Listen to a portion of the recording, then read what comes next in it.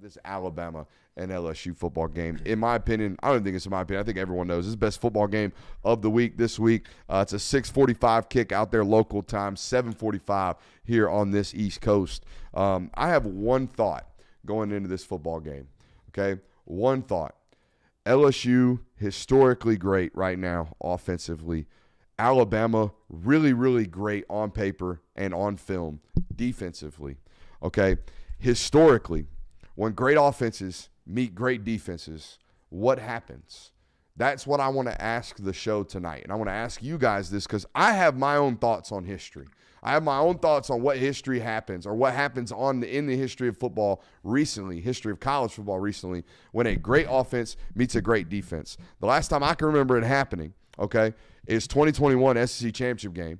A tremendously great Georgia defense has a bad day against a tremendously great Heisman winner in Bryce Young and that Alabama offense, Jamison Williams, all the wide receiver weapons that they had that year. Okay, they go off and beat Georgia in that SEC championship game. I think of another Georgia football game when I talk about this discussion, right? 2019 SEC championship game, that LSU offense, obviously historically great, but I think a lot of people falsely remember that 2019 Georgia defense.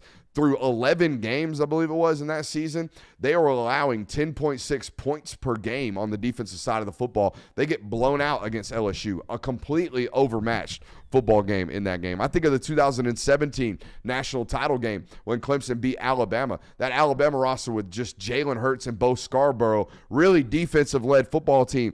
Deshaun Watson throws 56 times for 420 yards, and they come out with a national title. Boys, my mind tells me that when I look at the history of great offenses versus great defenses, the great offense tends to win out. Am I right for thinking about that?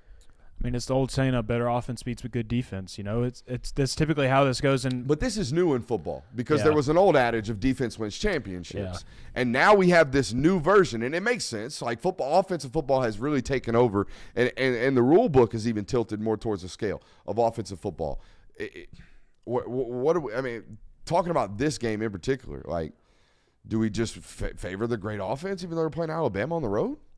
Well, I mean, heck, just think about last year, the SEC championship game against Georgia, when Georgia had a really good defense. While that game was still a blowout because Georgia put a 50-burger up on them, LSU's offense was still getting down the field, putting points on the board. Early in that football game, they seemed to be moving the ball with ease, and they were kind of getting some explosive plays. So this LSU offense has been able to play well against good defenses. I think this conversation kind of does a disservice because it completely excludes the other two sides of the football. It's also very important that if you have a good defense, your offense plays up to par.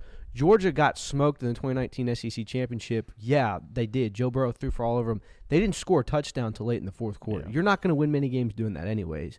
So, yeah, I think it is kind of important to say. Shouts out James Coley. Yeah, I think it is kind of important to say that, you know, the better offense does win, but you also have to have your defense step up and play. If Alabama's offense doesn't do anything and lays an egg today on Saturday, yeah, LSU's going to win. Same for LSU's defense, where if they can't stop Jalen Milroe from throwing 50, I mean, they have a very holy defense when it comes to explosive passes. You know what I just wrote down?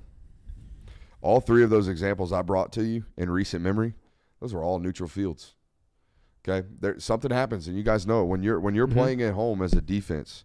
Okay, not only are the energy levels higher, but your pass rush ability is far, far, far increased because of the snap count inabilities. I'll tell you exactly what this reminds me of. It reminds me of Tennessee and Georgia last year, where Tennessee really, really bad on defense. I mean, really bad, but great on offense. I mean, putting up fabulous numbers, one of the top in the country. But then they come up into this game where they, like you're just saying, they have to go onto the road against another really talented SEC team that has a really good defense and a pretty good offense. Not great, but a really good offense. And they finally meet their maker, and the defense kind of overpowers the offense, and that crowd gets into it. And that offense the offense that day ends up playing one of their better games.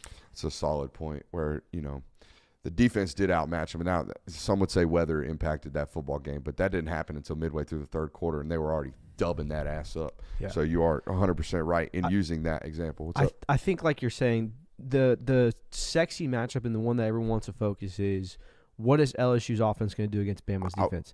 I think the real question is, what is Bama's offense Yeah. going to do against LSU's defense? Because that's where you're going to win the game. Yeah, that's why I was leading to our next point. That was the next point I had on my notes here, was when it comes to this football game, you hit on it. What does the other unit do well, or what does Alabama is far more a B plus on offense than LSU is a B or close to a B plus on defense. Okay, and particularly when it comes to the matchup, in particular to Alabama's offense versus LSU's defense. Alabama's offense this year has been run, 60-yard bomb. Run, hitch, run, hitch, go, 60-yard bomb. That's been the equivalent of their offense. They've been a really, really explosive passing attack when they've thrown it, but they don't throw it a ton, okay? It's not a really diverse passing attack. So it led me to believe before the show, I said, hey, Jay Will, I got this thought process on this football game. Alabama, really good throwing the ball deep. How good is LSU at defending the explosive pass? Just the explosive pass.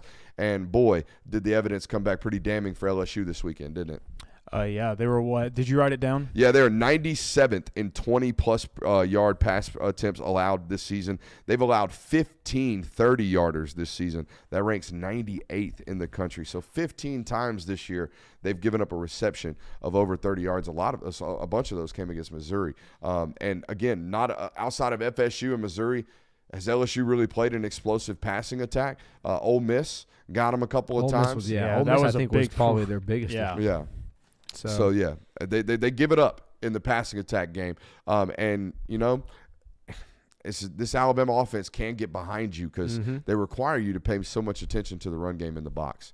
So no, I thought you had a great point on this football game with regards to what does the other unit do well or not necessarily do well. I think the offense versus defense matchup, LSU's offense versus Alabama's defense, is going to be entertaining to watch because Terry and Arnold and Kool-Aid McKinstry can cover. All right, this football team can cover and cover well. And really, the ultimate downfall of LSU might end up being that they're not going to be able to stop the run either. They're 85th in rushing defense this year, allowing an average of 156 rushing yards. So if Jalen Milroe and that running back core can kind of have their way on the first two downs and they get to run and handle their offense like they want to, it's going to be really tough for them to find stops throughout this football game. It's been 2 years in a row now where LSU can't stop the run. Yeah. It's weird. Yeah. Very, very weird. Hey,